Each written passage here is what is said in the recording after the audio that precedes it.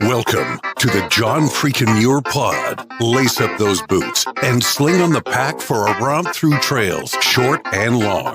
With your host and Renaissance man, Doc. It's time to embrace the suck.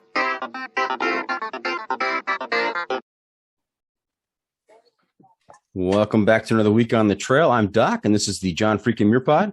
Let's start off with a reminder. If you are enjoying the podcast, take just a minute, help us out, leave us a review on Apple Podcasts. And if you're not enjoying the pod, well, just go ahead and keep that to yourself. All right, let's get to this week's guest. Today, we are talking to Sanna Wandke, a children's book illustrator and long trail through hiker. Welcome to the John Freakin' Muir Pod, Sanna. Hi, I'm so glad to be here. Thank you for inviting me. Absolutely. We're excited to talk to you. Now, you are a long trail through hiker, and we have a particular tradition in America with long trailers that we pick up trail names. And so I am interested to hear what your trail name might be. My trail name is First Row, and I have to explain that very often. Yes, I got it right away the first day, actually from Scout and Frodo, in San Diego. And yes. It was, I was answering almost every question that someone was asking. I was like, I know the answer. So for me, it was like a Scout said, you're the girl sitting the first row of the classroom, so you're first row. And I was like, okay, cool. What an honor to get a trail name from you. And so I took it. And yeah, as our listeners know, because we had Scout on the podcast, he and Frodo are trail angels that host first-time PCT hikers down near Southern California, and they actually help with they sleep over the night before. They have a dinner. They've got talks. They've got all kinds of information. They arrange transportation down to Campo. And so to pick up a trail name from the legendary Scout, I mean, that is quite an honor. So congratulations. Yeah, thank you. Yeah, I love them. I love both of them. And it was a great stay. And I'm so grateful that I was allowed to stay there for 3 days. And yeah, it was with a good start for me. Mm-hmm. Mm-hmm. I felt safe. Safe and happy and excited. That's the way to start a 2,600 mile hike. And I can't wait to hear a little bit more about that in just a bit. Hey, First Row, since you're going to be first row from now on throughout the podcast, First Row, have you listened to the John Freakin' Muir Pod at all? No, I'm not a podcast listener, actually. But I would love to listen to it now, because I started working again on new projects, and I'm looking for new things I can listen to. And I have to say I was a little bit afraid of tuning into the people talking about the PCT because I'm missing it so much. So maybe this is also a reason why I didn't have a look into it. Yeah, and that's okay. I was just asking to make sure that you are aware of a segment that we have towards the end of the episode called the Pro Tip Insight of the Week. And that's where I will turn to you and I'll say, First Row, what's your pro tip for the episode? What kind of trail wisdom can you share with our listeners to make their next outdoor experience even better? So don't be surprised when we get there. Mm-hmm. All right. Okay.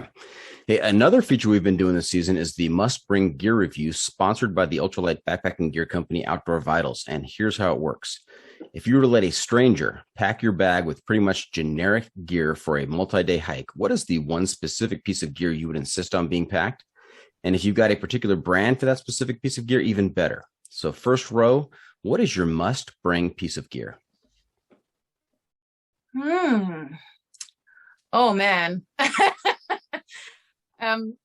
There are so many things I would take, but a lot of them are just normal to take, as like a sleeping bag or a backpack or whatever. So I concentrate on the things that I realized were really, really helpful, although they seem so unimportant. But it's like, I think it's the same name. It's called butt pad.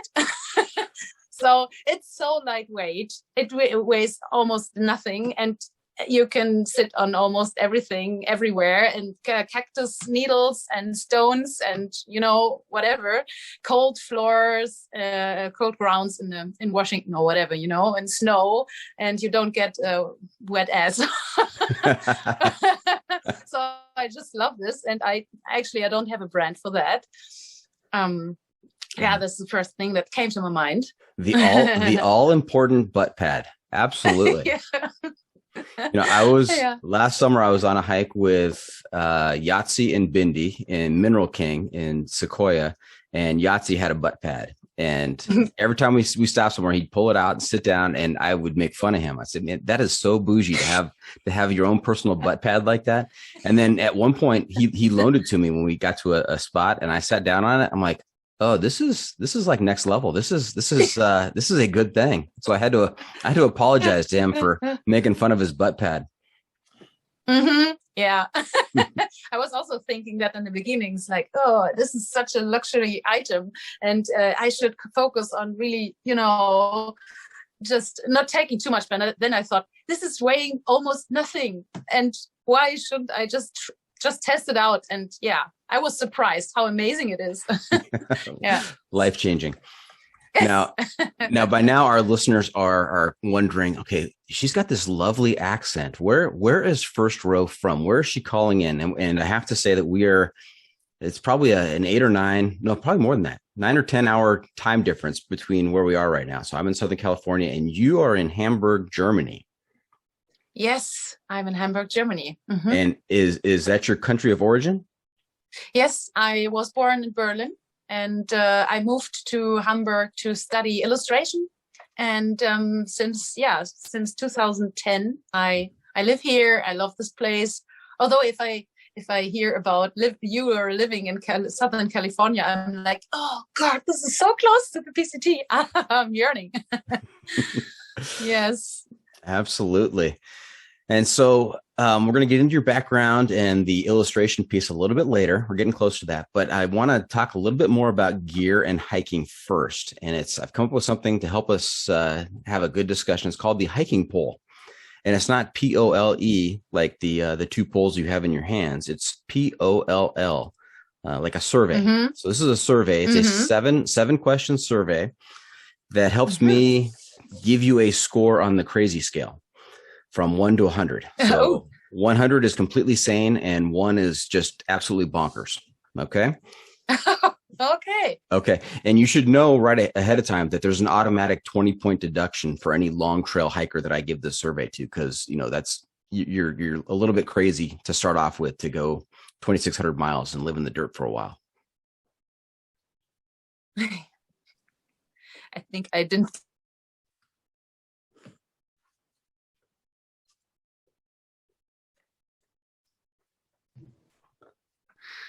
Still there? No. Yes, I lost the. Oh, sorry. That's okay. We can edit this out. Lost the connection, and I also lost the last question. That's okay. I'll ask that question. We'll start off again. Thank you. Okay. So this 7-question hiking poll will help me give you a score on the crazy scale, where 100 is completely sane and 1 is completely bonkers. And you have to know that right out of the gate, long trail hikers, people who have done the PCT, they lose an automatic 20 points because you're already a little bit crazy. No, I lost points. I'm sorry, First Row, you have lost some points. No. Okay, so here we go. 7 questions. First question, easy one. Trekking poles or no trekking poles? Yes, trekking poles. Okay. Mm-hmm. Good for why? the knees. Good for the knees. They're very good for the knees. And I think that's it for me. Yes. Okay. All right. Boots or trail runners? I wore 1 pair of handbag boots for the whole trail. I never changed shoes, never. And it was the best decision ever. I'm so glad I did that. I could jump over lava fields, and I didn't have any pain. I never had any foot pain, and I was rocking it with them. So yes, boots. Okay, that is not a common answer with the long trail hikers. A lot of them are trail runners. They swear by trail runners. Not too many people say boots. So, so I'm not sure if that's a deduction or not.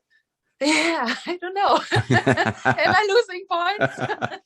We'll find out at the end. Here we go. Yeah. All right. Tent, tarp, hammock, or cowboy camping? What is your preferred sleep method or shelter method? I'm using an MSR one-person tent.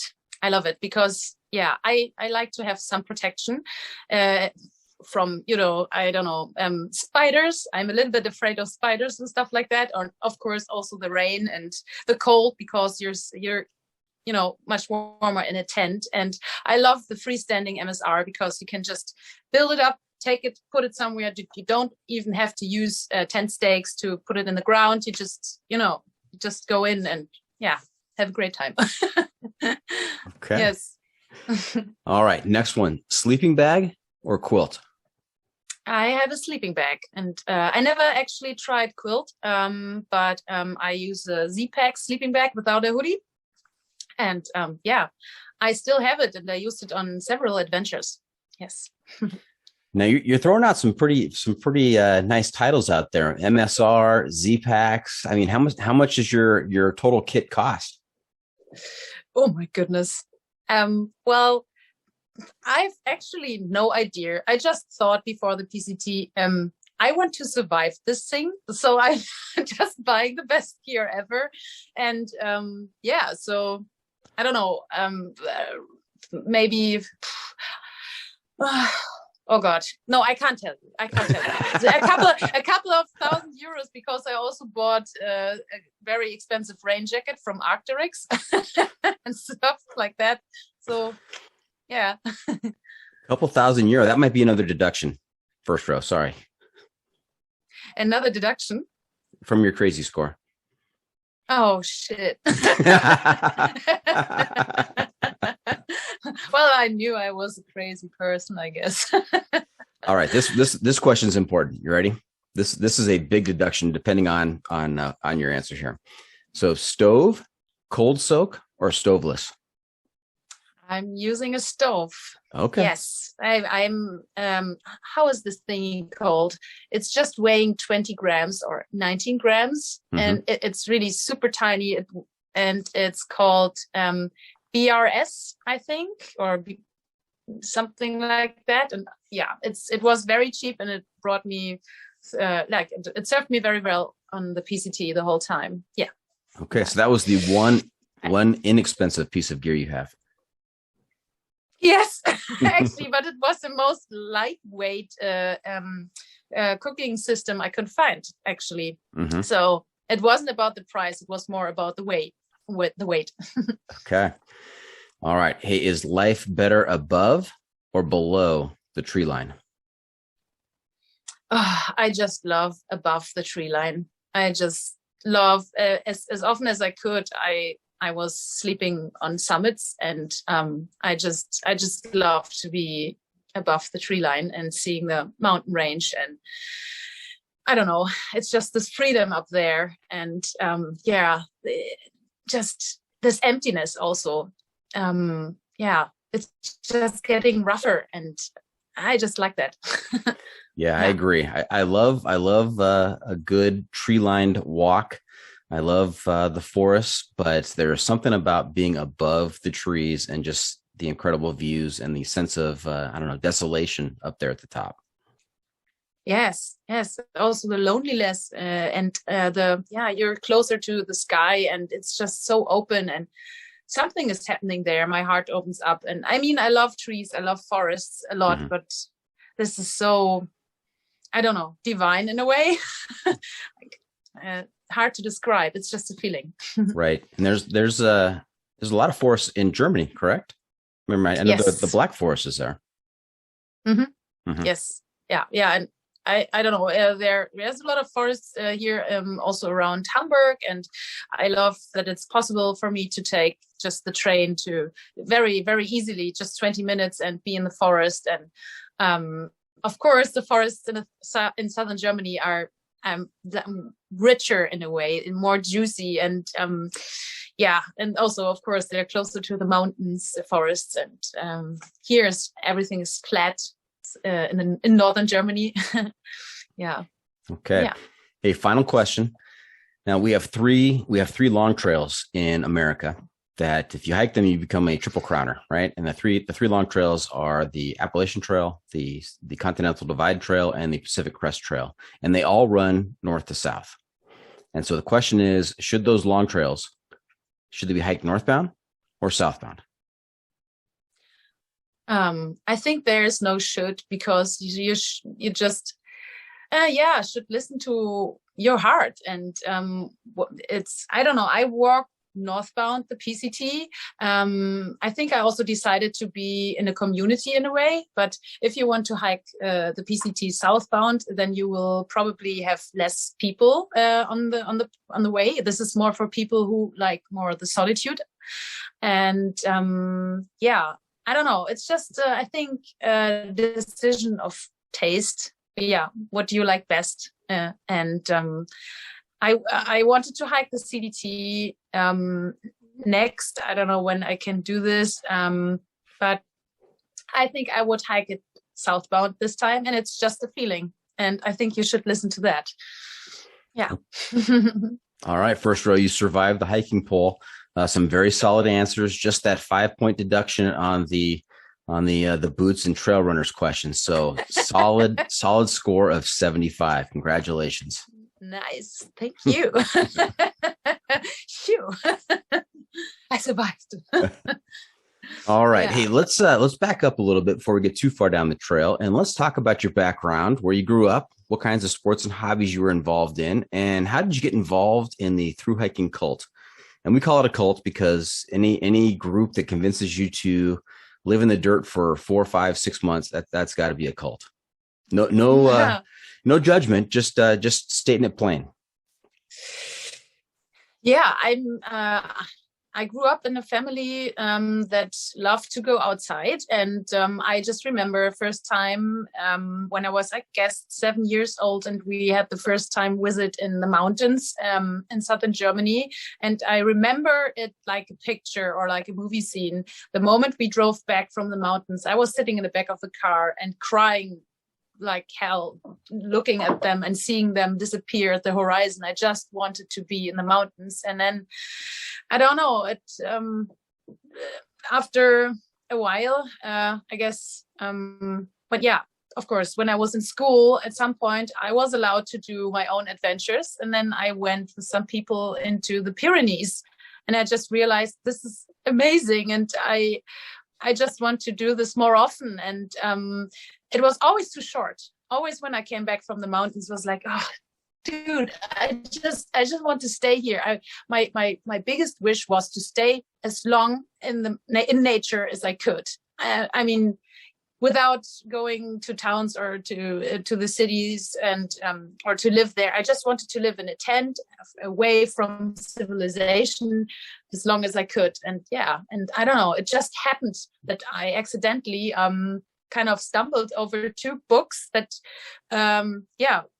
were both about the PCT, and I didn't know that. I just grabbed the books from an adventure shelf in the library, and when I was back home, I was like, these 2 books are about like the same trail. So yeah, let's see what is it. And my heart was pumping the whole time when I was reading.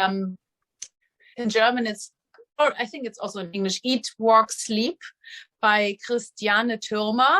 She's German. And I was so hooked and was like, this is it. And I hope I'm not talking too much. You have to stop me. No, you keep going. Keep going. She was like describing in the beginning of the book about her. She was describing a work kind of relationship. There was a guy who had a stroke with 43 or something, very, very young age. I can't remember everything so clearly, but he was working so much and he wanted to save money for when he was old and then he could be free and do whatever. And she was thinking, okay, this guy is just 5 years older than me. If I would have just 5 years to live, what would I want to do? I was like, okay, not work all the time. I would just love to experience life in a way. And I was like, this is it. Yes, I have to do this now. I don't know how long I live, but I want to be in nature. I want to experience this. And this sounds so like me. And I just had to find out. And yeah, so that's why I went to the PCT. Now, I haven't read that book, but I love the title, Eat, Walk, Sleep, because it really kind of simplifies things. It kind of defines the experience out there. It is just eat, walk, and sleep, but it is so much more than that. I mean, it's just the experience is incredible. What was the other book? What was the title of the other book? Do you remember? Yes, Wild. Wow, that's what I thought. I figured one of those two had to be Wild. Yeah. Yes, it's very funny. Mm-hmm. And so, but it had a hiking boot on the top of the. Yeah, I just loved hiking. I was like, oh, there's a boot on it on the cover. So I was like, that's my book. And that's when you were convinced that you had to wear boots on the trail because there was a boot on that cover. Actually, not. It was no. It happened before. I won something. I was like, there's a magazine called Walden in Germany, and there was like I don't know how was it called, something where you can win something from a company. Contest? Yeah, a contest, and I won a journey in a way, or a 3-day journey to the top of the Zugspitze with Hanwag, and Hanwag is a boot company that I love a lot, and they took me through like on this adventure, and I got a pair of boots, and I just loved wearing them. And then I thought, okay, yeah, why not? Let's wear these boots. And they supported me.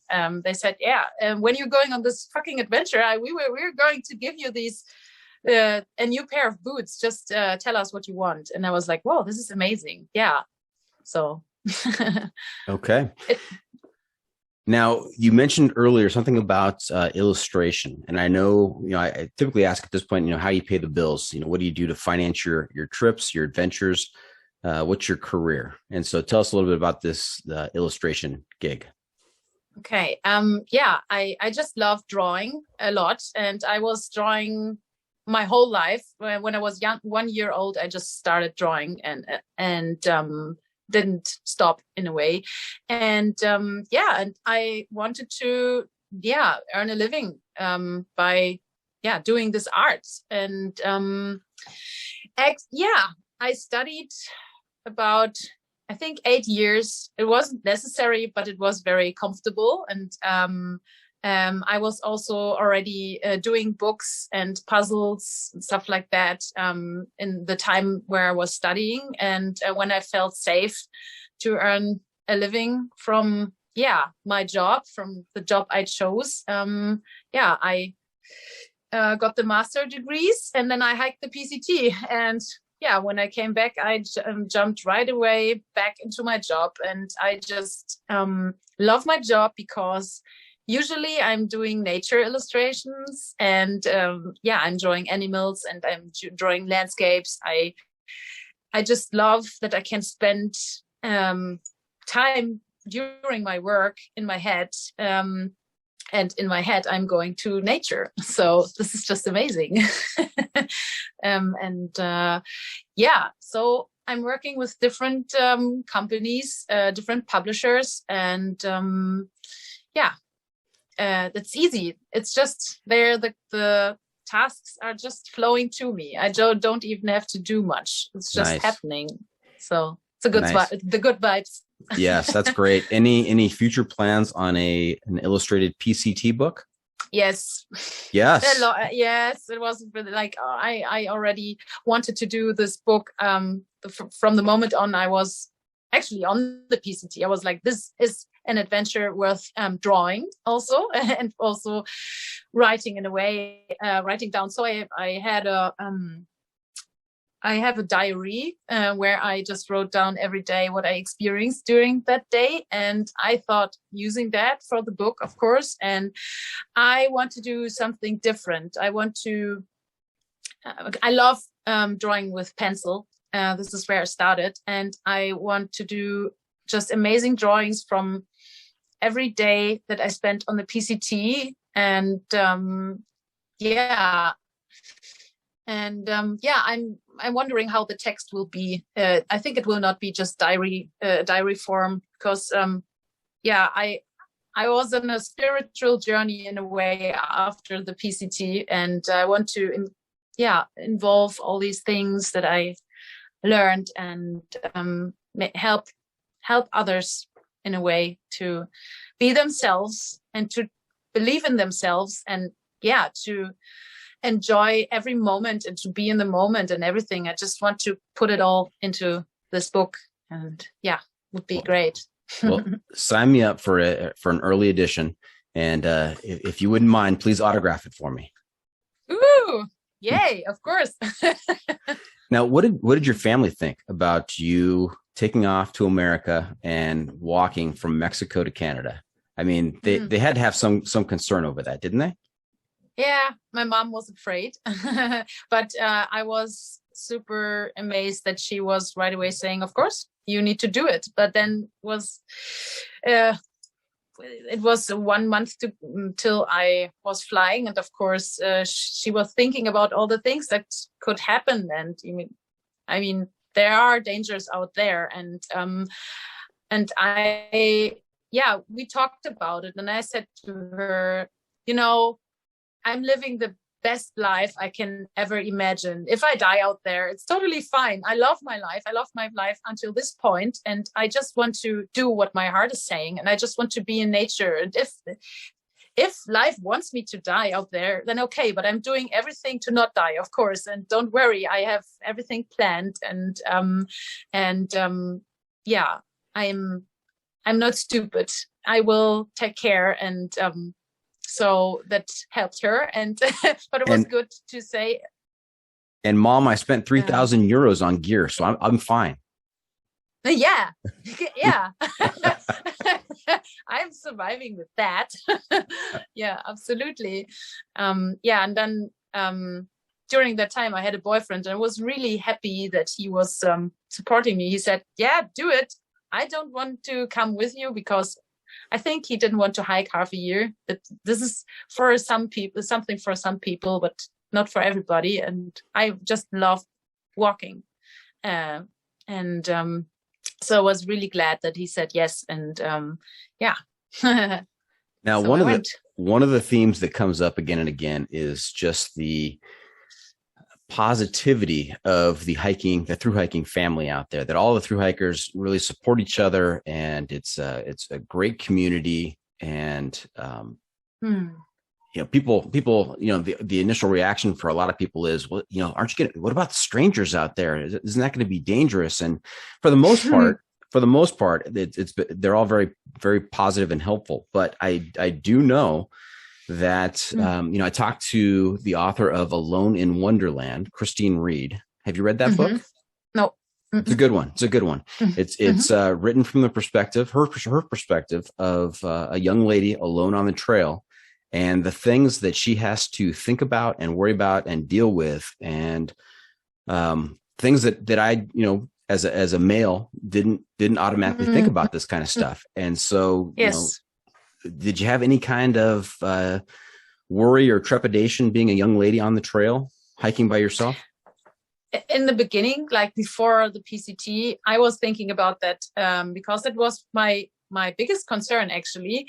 I wasn't afraid of, snakes or snow or, I was afraid of what people could do. And actually, I shaved my hair, or not really shaved, but I had like short hair like this. And I tried to, I guess, be not so, I tried not to be sexy or something. I tried not to do anything that could, turn someone on or whatever.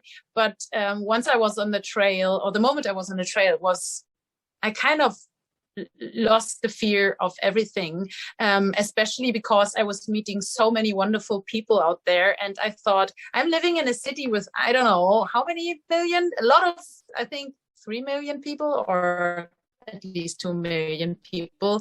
And I mean, I could also run into someone bad here. And on a trail, there are just not so many people. And all the people who are going hiking just have to be wonderful souls. And I don't know, I just met super happy, amazing people who just loved life, who were like children again, with open eyes, walking through the landscapes and just, loving what they did. And they were all so, we were all caring for each other. And I just trusted so much. And then I also have this belief, what you fear, you will drag to you. And I just, I was just sending out good vibes the whole time. I was saying, okay, I don't decide to be in fear. I decide to be in abundance and in, in this feeling of everything is great and the universe supports me on my path. And I don't know. So that helped me a lot. It's the inner work, Right. And I love that that comparison, that you live in a city with millions of people and you interact with them or walk by them every single day. And that could be just as dangerous as being out on the trail. And also, worrying about something, the more you worry about something, you're exactly right. I think you cause it to happen. You kind of, you speak it into existence. And yes, I love that you brought up that point about keeping your hair short and trying to not look sexy. Because that's a difference that, I have never gone out on the trail and thought to myself, I need to dial down the sexiness this time. Yeah. So fair point. Yeah. Fair point. Yeah. Okay. Hey, we're going to take a quick break, and when we come back, we're going to hear about some of your adventures. So stay tuned. We'll be right back.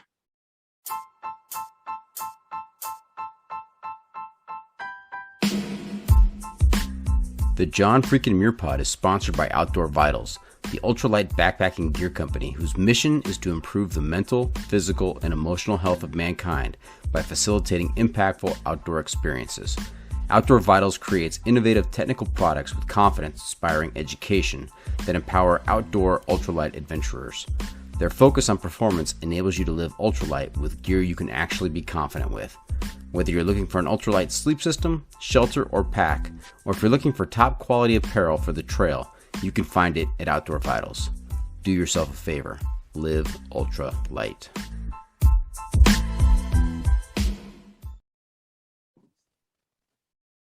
And welcome back. We are talking to First Row. And First Row, I love your trail name. That is an outstanding trail name, and I love the story behind it. So that's fantastic.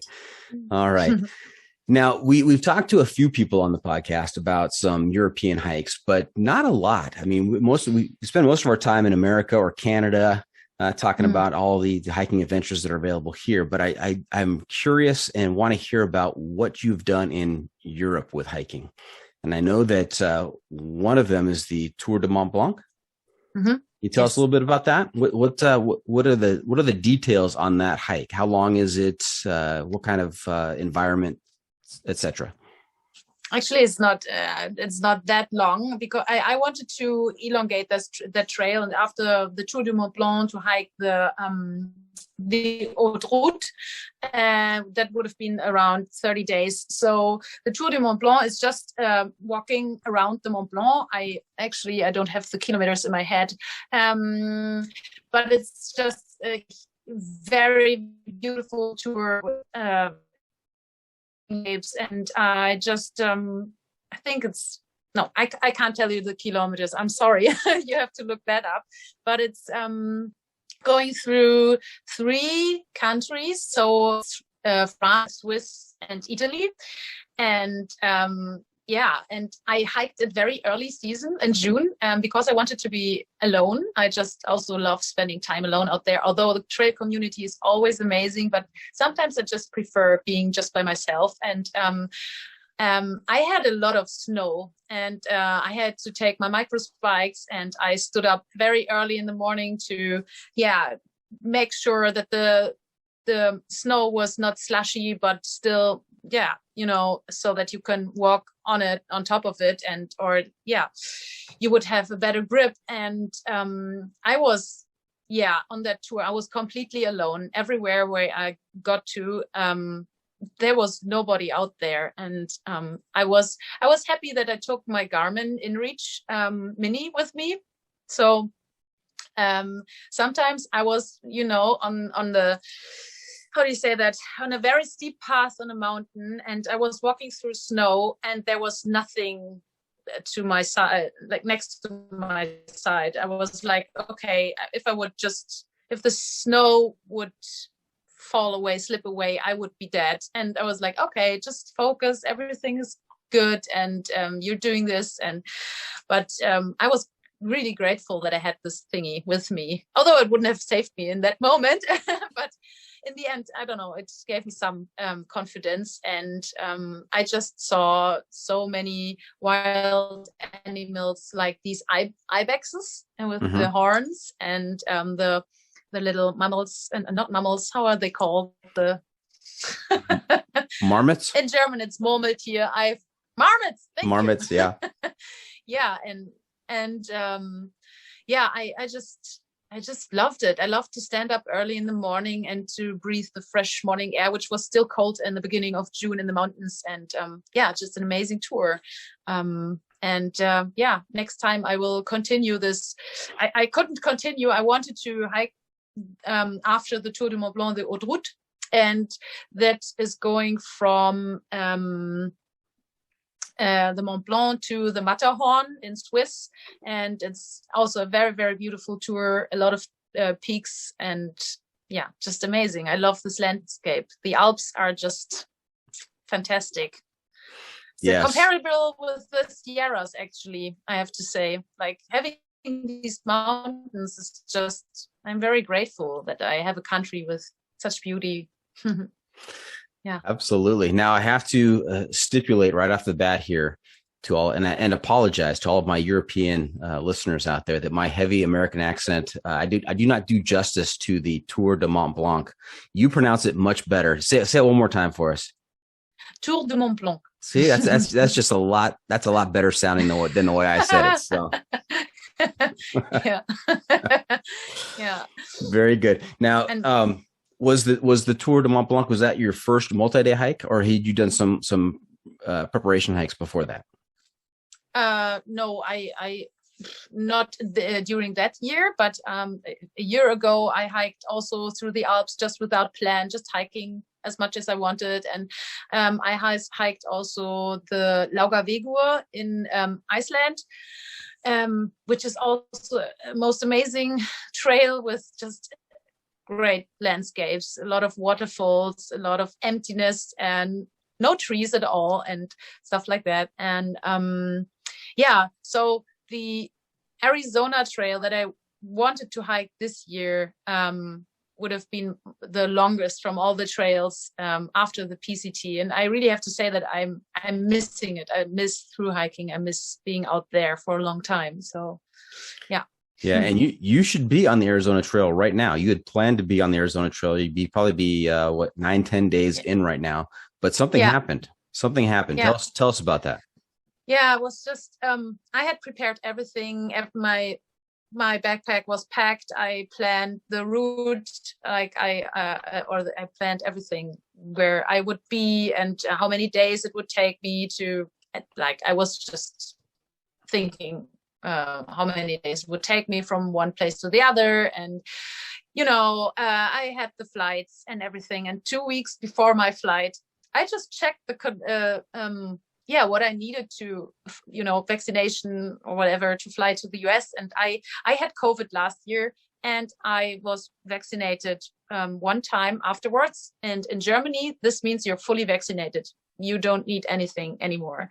And so I just read all the time, okay, America wants you to be fully vaccinated. And I was like, okay, yeah, I am fully vaccinated. But then I found out by accident that, you need 2 doses of the vaccine, and it wasn't enough time for me to do it, and it was too late, or it was too early to get vaccinated, and also too late to get the vaccine because of the time. It was just the timing. And then I thought, okay, maybe it's not meant to be for this year.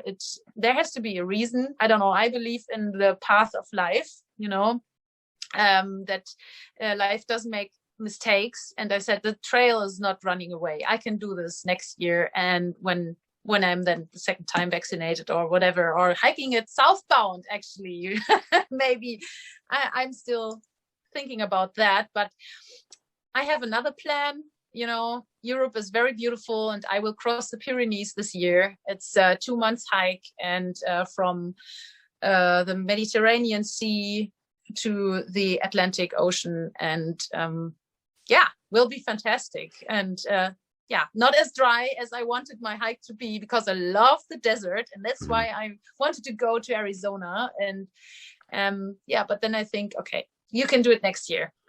Right. Now let's I'm going to come back to the Pyrenees, because I want to hear about the Pyrenees and what that hike is like. But I want to go back to what you said a couple of times, that, life has a plan. This happens for a reason. I love that philosophy. I subscribe to that philosophy. Everything that we have done up to this point in our lives has led us to this point. And I think it is what it is. One of my mottos is, the trail is the trail. So the trail of life, I mean, it doesn't move. I mean, this is the trail, and this is what was meant to be. So. Yes, and I always believe in the saying, the trail provides. So everything that happens is right for you, is meant for you. And so I could let go of my sadness really, really fast, because I just decided, okay, so then whatever happens here in Germany or wherever I will go, this will be very amazing, and it will be a gift. And if you think about life like that, there are no mistakes. It wouldn't make any sense to hold on to the grudge or to sadness or whatever, because it wouldn't change the situation. And so I want to live a happy life, and I just change. I change what I'm feeling. I change what I'm thinking. Yeah. What a valuable life skill to be able to let go of something like that, and to move on and be happy and say, this is just the way it is. And, I'll find something else. Yes. Thank you. Great. All right. Let's talk about the Pyrenees. Now, you're hiking from Mediterranean to the Atlantic, or vice versa? Yeah, I think it will be the other way around, from the Atlantic to the Mediterranean. I actually don't know why. It just came to my head, and then I just believe this will be the plan of life again. And it's actually it's really amazing. We are having a through hike which is 3,000 kilometers through France, which was planned. I don't know. I just found it on Instagram. It was a startup, and I saw it, and I thought, okay, having a through hike close to where I live would be amazing. And so they collected money from the community to build the app and everything. And it's called the Hexa Track, which is going through the Pyrenees, and then through the Vosges. I don't know how it's called in English. Through France. A beautiful tour. And so I'm section hiking it in a way, like doing 2 of the stations of this trail by through hiking the Pyrenees, which is also the part of the so-called GR10, GR10, the Grande Randonnée, the big hike, I think, or something like that. And yeah, it sounds so more majestic the way you say it. The big hike is, it's a very American thing. But do the GR again. It's the Grande Randonnée 10, GR10. Yeah, beautiful. Now this Hexa Track, is that, did I get it right? Hexa Track? Yes. Hexa Track. So are they creating a new long trail in France? Yes. Or are yes. Or are they connecting existing trails? I guess or both. so. I think they're connecting existing trails to one big trail through France. So it's 3,000 kilometers long. And so this year is the first year that people are hiking this trail. And super excited to be at least a part of the time there when everybody's also hiking. I don't know from which direction they will start, but it's just a cool feeling. And it would be amazing if at one time in the future we would have trail angels and stuff like that here in Europe. My goodness. That's right. You and your compatriots who have done American long trails and who live in Europe, you need to start bringing some of those traditions back to Europe about, the trail angeling and trail names and all that fun stuff. Yeah, would be amazing. Yes, absolutely. Yeah, if I would live close by this trail, I would definitely be a trail angel. I love it. I love happy faces, and trail angels make people so happy. And it's just, I met a wonderful trail angel in America. I met a lot of, but one of them really is very close to me in my heart. He's called Alan, and he did amazing trail angel work. And he's always crying when when he's meeting the hiking community, because he's so happy. He said, like, you're giving me so much, although he's giving us also so much, like the big barbecue or pizzas and burgers and nowhere and somewhere nowhere. But he says this is much more what you give to us. And I think I would love to experience that from the other perspective. Yeah. And his name was Alan? Alan. Yes. And what was that on the PCT you encountered him? Yes. Where on the PCT? I think that was in Oregon. No, wait. No, it was in Northern California. Somewhere in Northern California. Okay. So big shout out to Alan, the trail angel in Northern California. Thank you for all you're doing for the hikers out there. Love you. All right. That's a good segue. Let's talk about the PCT. What year did you do the PCT? 2018. Okay. Not that long ago. No. But it seems like a long time ago because we've gone through a lot since 2018. Seems like a lifetime ago. Absolutely. Yeah. It was a good year. For me, the year 2019, I guess, was a lot of rain and cold and whatever, but I had almost the whole time only sun. I can only remember a week of rain in Washington, but like the rest of it was only sunshine. Wow. Yeah. Very fortunate. Yeah. Super lucky. So you met Scout and Frodo.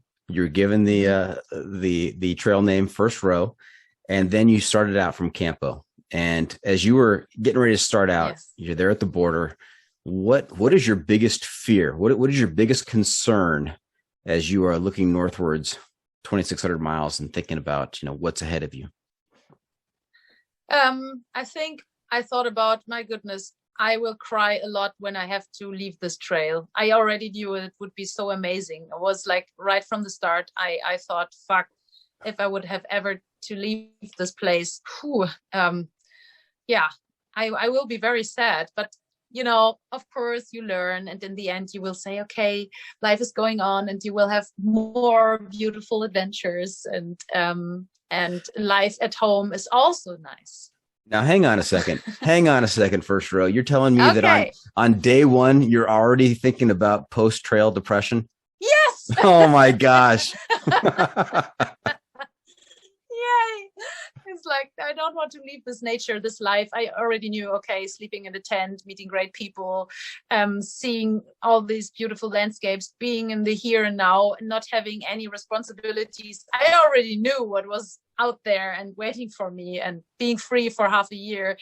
And yeah, no taxes, no work, no, just finding water, getting the good resupplies, and just enjoying nature and try to stay safe. There's not a lot to do, or a lot to, you don't have to spend a lot of time in your head in a way. You can let go. And there are so many things that I just loved about this trail already before I started it. Just gonna eat, walk, sleep for 6 months. Absolutely. Yeah. Now, Yes. what was the departure date? When did you start? The 5th of April. Okay. And when did you finish? Oh my goodness. The 19th of September. I just decided to spend as much time out there as I could. And so I had a visa that was 6 months. And I thought, okay, then I use the time, 6 months on the PCT. And at one point I knew I was so fast I could finish earlier, but then I thought, nah, I want to be here. Yeah, if you're thinking about post-trail depression on day one, you could fly along that trail for 3 months, and I can see you saying, you know what, I got to slow down. I'm gonna take some zeros, some Neros. We'll slow things down here because I want to enjoy this. Yes. Mm-hmm. Did you take many zeros? I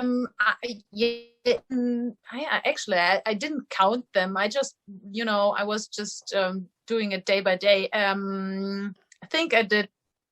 No, I can't tell you. In the beginning in Southern California, I wanted to visit all the towns, the Independence and Bishop, and just have a 0 day, and also see how is it to be here, to live here close to the trail, and to spend also time with the trail community, because someone I met before the trail, it's a friend of mine, she did the PCT I think 2 years before me, and she said just use the time in Southern California to see all the beautiful towns like Tehachapi and so on, because after the Sierras it will kind of stop in a way, or you will not encounter so many cute trail towns. And so I thought, okay, I will enjoy that, and then afterwards take less zeros, because also my body is trained then, and I don't know, I'm maybe spend some time more in nature, and to be really out there and have zero somewhere in nature, whatever. Okay. Now, I don't live that far from the PCT. In fact, I'm about 20 minutes away from the Acton Agua Dulce area. Oh, yay. Where the PCT goes through. So the next time you do the PCT, we'll have to coordinate. I'll do some trail angeling out there for you.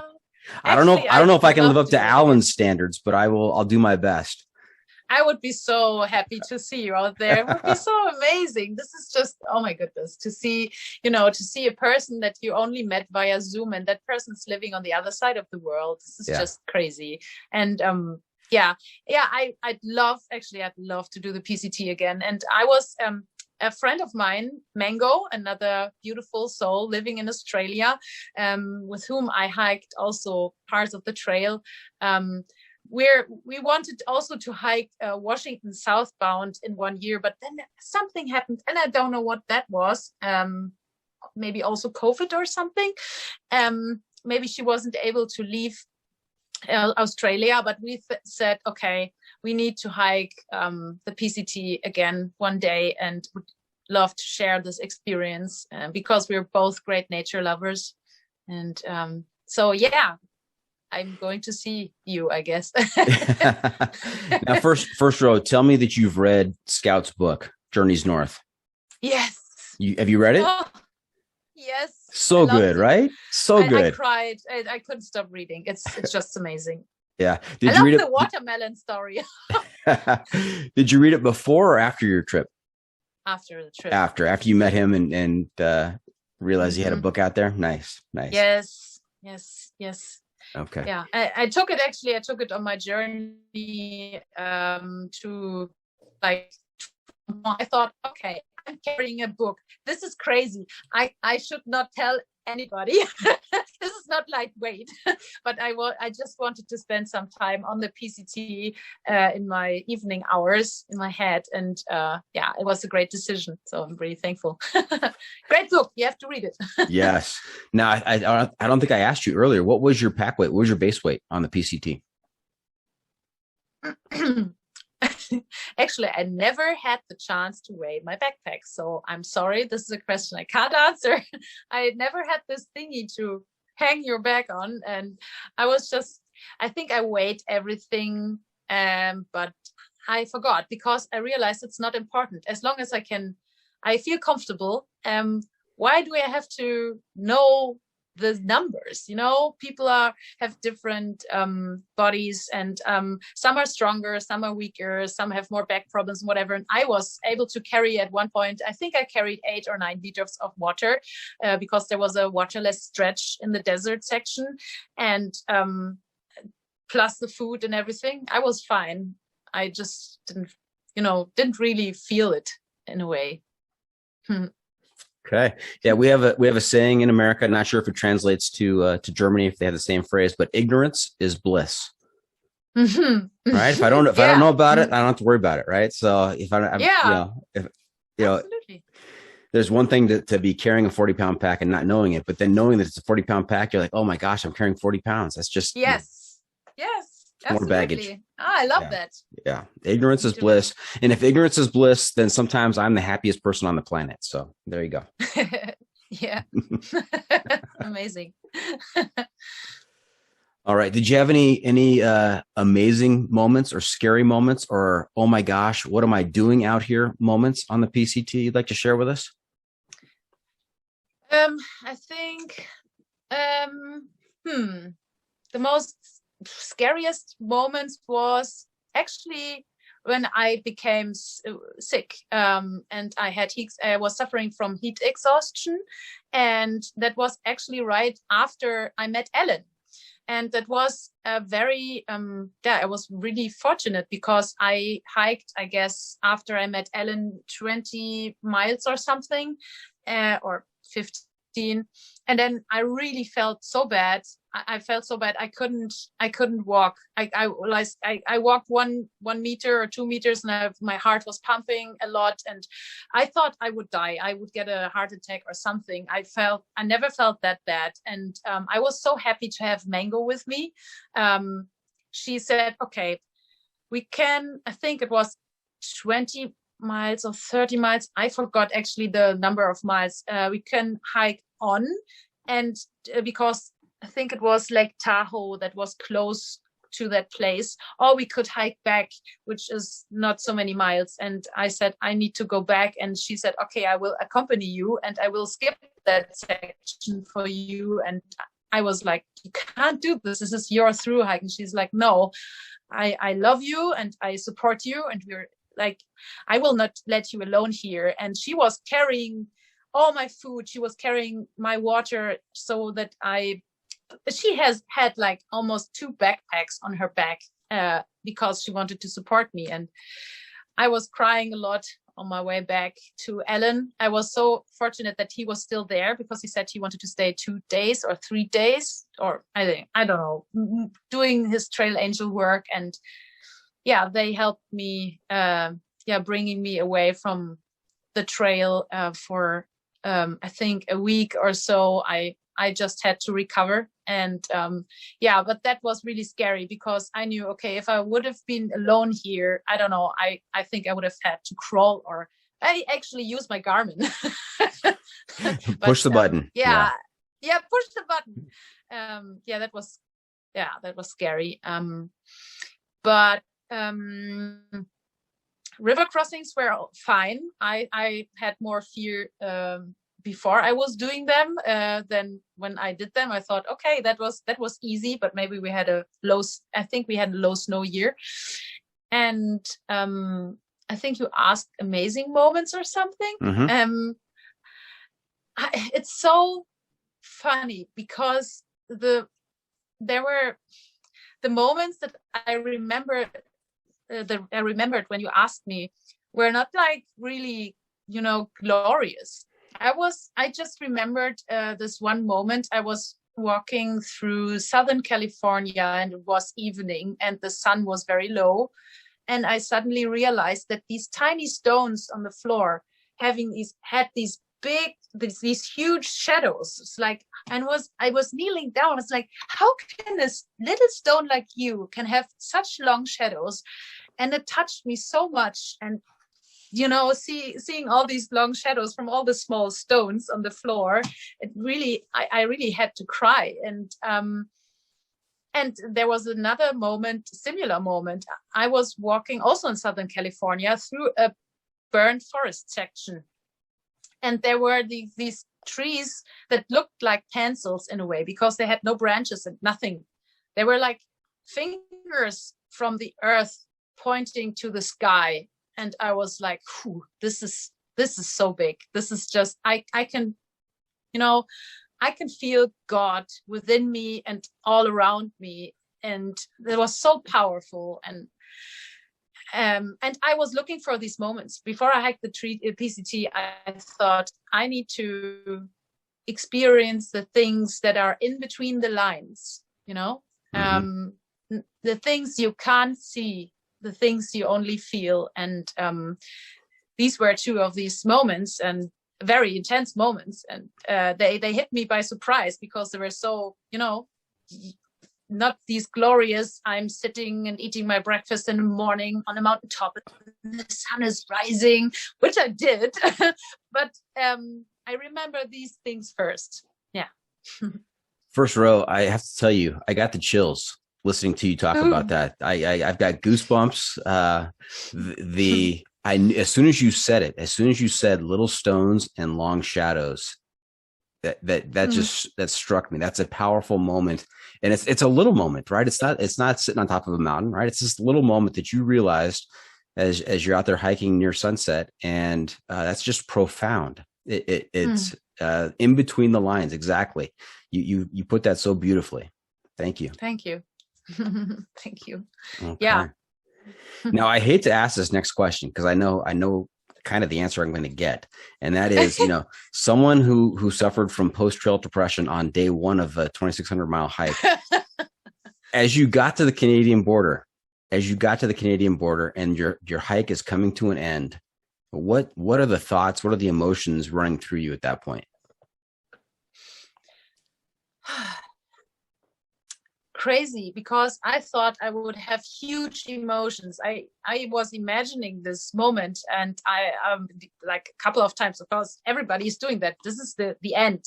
And I thought, I would cry, I would laugh, I would be super happy, proud, or what. Actually, and this is, I don't know, I don't like to say this, but I felt almost nothing, because I think I didn't realize that this was the end. I was hiking every day almost on the last half year, and my body thought, yeah, well, tomorrow is hiking again, and the day after, and the day after. This is life now, and it will never stop.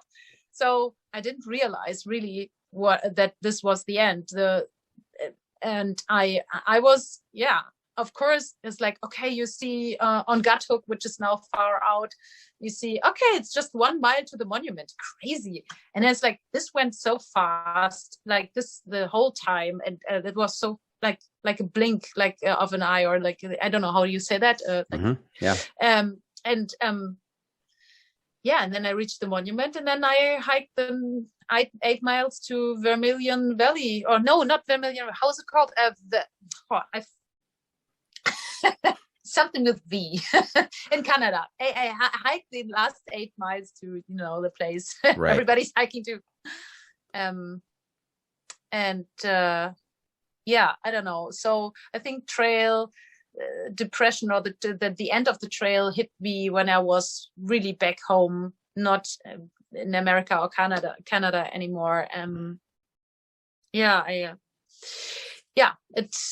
wanted to hike it right away again the next year, and but then of course you have life, and I wanted to work too, and be an illustrator, and then I don't know, I can't tell you. It's like life is going on, and I thought, okay, there will be more great trails. Let's see, you can always go back, but maybe try some other ones. You always wanted to go to Iceland to hike there, and and also look what have here in southern Germany, and but I always, like, feel the feeling of like this yearning. I want to have this special trail again, and I love to speak with you about all of this, because I'm spending time on the PCT right now with you, so I'm really glad and thankful.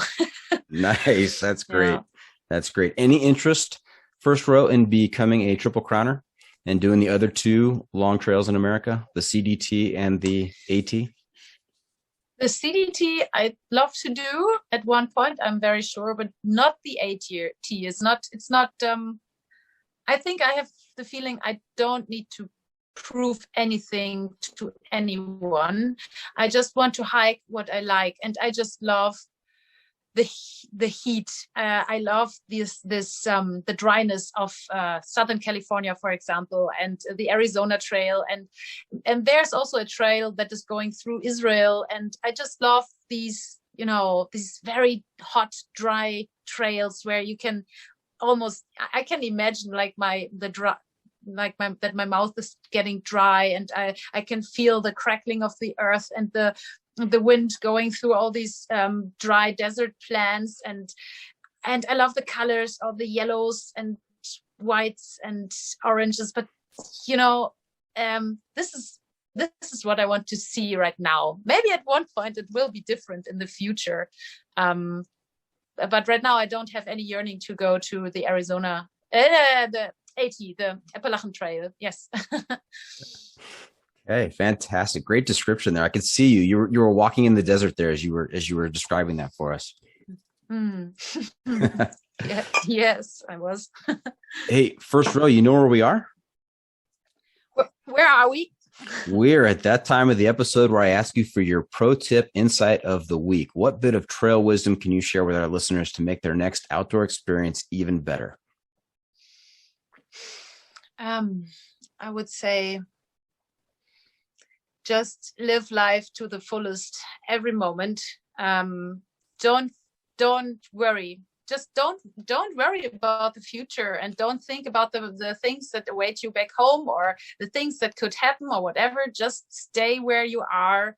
Live in the present moment as much as you can, and everything will turn out great if you just keep up your emotions. Just keep the elevated emotions within you, and the trail will provide, and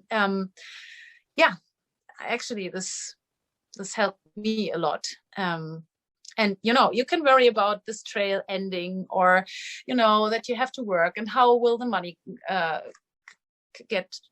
will you earn money, and blah blah blah, all these things, but then you're not enjoying the adventure to the fullest. So just be in the present moment. And actually, a second thing that I would say is a saying that I heard is like, never quit on a bad day. So if you have bad days, which you will have at one point, it will also feel like work in a way. You stand up, you pack your tent, you eat breakfast, you hike, you eat, you hike, you go to bed, and so on. And maybe at one point, mostly it happens in Northern California. The how is it called? The blues, the Northern Californian blues. The NorCal blues. Okay. NorCal blues, yeah. Mm-hmm. But don't decide to quit the trail when it hits you that you feel bored or whatever, or maybe missing home. If you really want to quit, then choose a day where you enjoy life, and then just think about it again, and because emotions will pass, and feel, as you have a yearning, but it will go away after a while. Yeah, I don't know. Those are great. Never. Those are great pieces of insight. Great applies to not just hiking. Those both apply to life. And I'm gonna go back to your first ones. Staying present, staying in the moment. And I'm a bit older than you, and I can tell you that nobody ever told me to stay in the moment. When I was a kid, when you're a kid, you're always looking forward. Okay, I can't wait until I drive. I can't wait until I'm going to go to college. I can't wait till I can vote. What is my career going to be? You're always wondering, who am I going to marry? What's my family life going to be like? And you're always looking forward, always looking forward. And then there comes a time in your life when you start looking backward, and you're like, boy, those were the good old days. Remember when we did this? Remember that? And when, it was so beautiful back then. And, that's a problem. That's a problem, either looking forward or looking backward. Instead, if everybody can develop that skill to live in the moment and appreciate the moment when it's happening. And it's the only time where life happens, actually. Everything else is in your head. It's your imagination of the future, or the images that you still have, the memories from the past. But what is happening now is the moment. So the moment that I'm talking with you right now, I'm enjoying so much, I have to say. And I'm really glad I'm sitting here. I feel healthy. It's a great day. It's Saturday. I'm relaxed. I can feel the chair underneath me. And I'm calm. My heart is pumping still in a very excited, but also calm pace. And, realizing all these moments, and the sun is going down, and you see the lights changing. Just observe what is happening. And that helps you also to get into these elevated emotions of love and gratitude. And this is what makes life so livable, or I don't know, so wonderful, so exciting in the end. And this is also what makes you drag all the beautiful things to you. It's just like, you send something out and you get something back. And if you send out love and gratitude, you will get this back from life. And I'm experiencing that very often. The synchronicity is happening in my life. And yeah. First row, I'm enjoying this moment talking to a wise German philosopher on a Saturday morning here in Southern California. That's very, very philosophical, and I think very true. So thank you so much for that. Thank you too. All right. So there you have it. That's it. This episode is just about in the books. Hope our listeners enjoyed our time with First Row. Want to thank her for joining us this week. Sanna, how can our listeners keep up with you on social media, and where can they find updates on your latest adventures? Well, I have an Instagram account that is called Sanna Wandert. Wandert is the German word for hiking. So Sanna hikes in a way, Sanna Wandert. And this is where I post pictures of my hike or my hikes. And also I love to write texts about, philosophical texts about like how to live life in a way. And and if you want to check out my illustrations, of course, you can do that on my website, sannawandke.de. And I will also post some trail illustrations there. And this is my plan to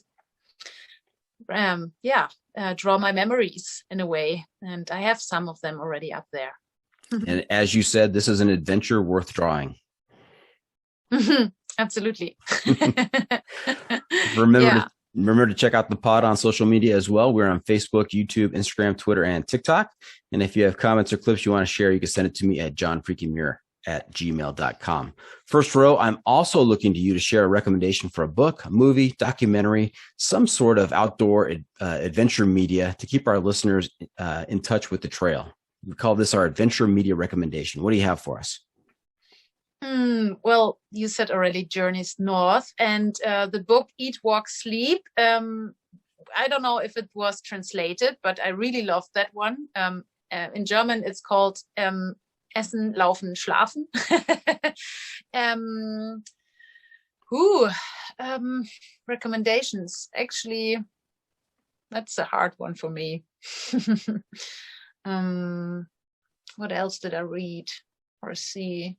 Well, I just love watching the outdoor film tours. I think you can get them in the internet too, but this is like the mini adventures of people like you and me filming what they're doing. This is just amazing. I think they have almost 18 they did almost 18 film tours with climbers and hikers and sailors and surfers and stuff like that. So I just love the outdoor film tour. Okay. Very good. And before we wrap things up, I've got just one more segment for you called What Have I Not Asked You that you're dying to tell us about? Did we miss anything? About the PCT?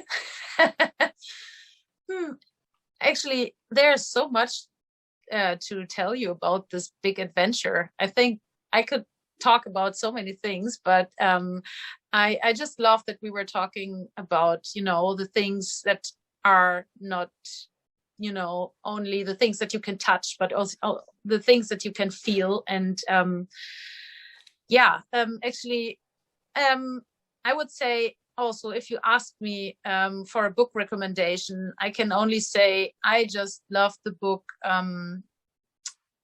Becoming Supernatural by Dr. Joe Dispenza. I love doing his work. I love doing his meditations, and he helped me a lot to get into the present moment and to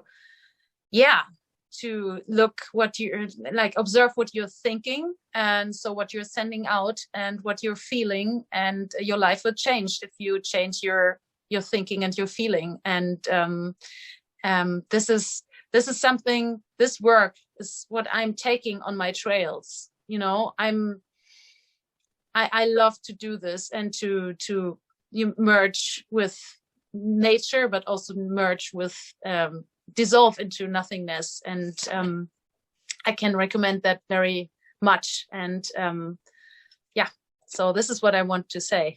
What was the title and author again? Becoming Supernatural by Dr. Joe Dispenza. Okay. Fantastic. Sounds like a good read, a must read. Yes. Okay. Well, that's a wrap from the John Freaking Muir studio. Any shout outs to friends and family? First row. Oh, I'd love to greet Mango, my beautiful hiker friend that I talked about, and I love her very much. I haven't seen her since 2018, and she's so close to me still. And she's my hiker family, as well as Raven and Rubber Ducky, and as well as Scoozy. And oh God, I met so many awesome people out there who might listen to this podcast, and I just have them all in my heart. I know that they will know that I'm thinking of them right now. So thank you. Okay. Thank you for tuning in. Always remember, the trail is the trail. It doesn't care if you want to go downhill. It doesn't care if it's almost dark and you're looking for a campsite. It doesn't even care if you're suffering from heat exhaustion with a friend named Mango. The trail is the trail. Embrace the suck. Woohoo! Yes. Absolutely.